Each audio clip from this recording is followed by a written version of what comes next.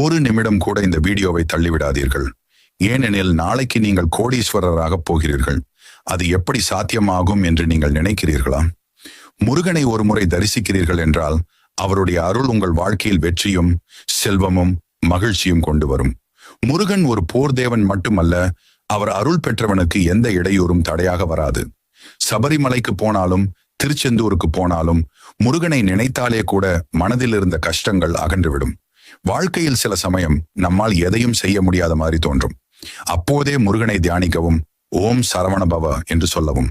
அந்த ஒரு சொல் உங்களுடைய மனதை வலிமையாக்கும், உங்களுக்குள் இருக்கும் தைரியத்தை எழுப்பும். முருகன் தனது பக்தர்களை ஒருபோதும் கைவிட மாட்டார். அவர் உங்களை பொருளாதாரத்திலும் ஆரோக்கியத்திலும் அறிவிலும் உயர்த்துவார். நீங்கள் நினைத்த சிறிய விருப்பங்கள் மட்டுமல்ல, பெரிய கனவுகளையும் முருகன் நிறைவேற்றுவார். நாளை உங்களுக்கு நல்ல வேலை கிடைக்குமா? வியாபாரம் வெற்றி பெறுமா? குடும்பத்தில்